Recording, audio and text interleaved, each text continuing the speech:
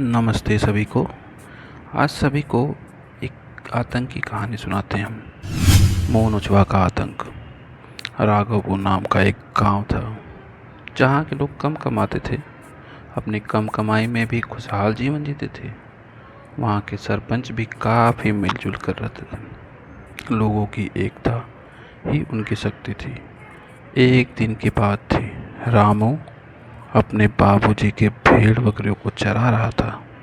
तभी उसको अपने कुछ दोस्त मिल गए। उन्होंने राम को खेलने के लिए बुलाया। रामू अपने बाबू से पूछकर खेलने चला जाता है। शाम रात में बदल जाता है। रामू खेलने में मग्न हो जाता है। खेलने के बाद जब वो अपने घर के लिए निकलता है, रामू अभी भी अपने घर का आधा रास्ता ही पहुंचा तभी अचानक उसे साया दिखा।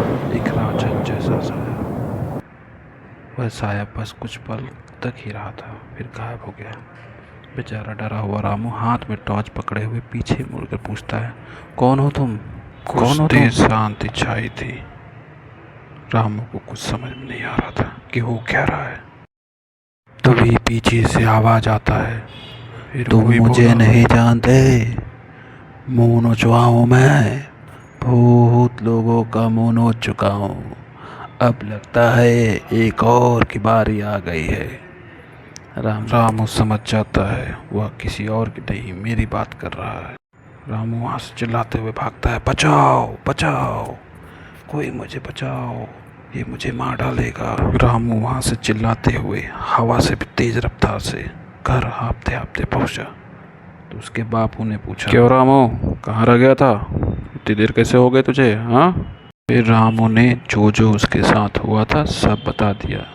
अगले दिन रामू के बाबूजी ने ये बातें पूरे गांव में फैला दी, जिसकी वजह से अब सरपंच के खेत में कोई भी मजदूरी करने नहीं जाता था।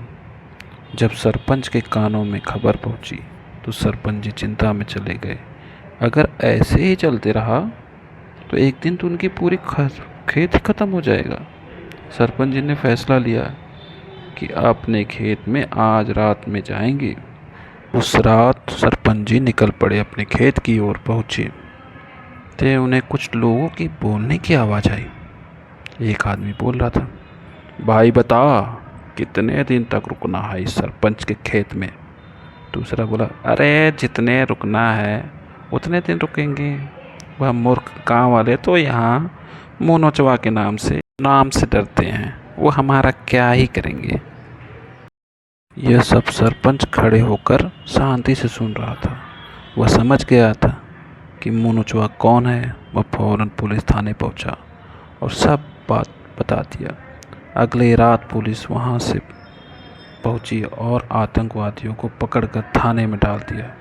जी हाँ, वह और कोई नहीं, एक आतंकवादी था जो इतने दिनों से गांव में डाका डालने की योजना बना रहे थे। सरपंच जी के साहस और बहादुरी ने पूरे गांव को डाके से बचा लिया। जी हाँ दोस्तों, अगर अंधविश्वास पर आंख बंद कर भरोसा ना करके सच्चाई का ईमानदारी, समझदारी और बहादुरी से पता लगा जाए तो कई लोगों का उससे भला हो सकता है। Thank you.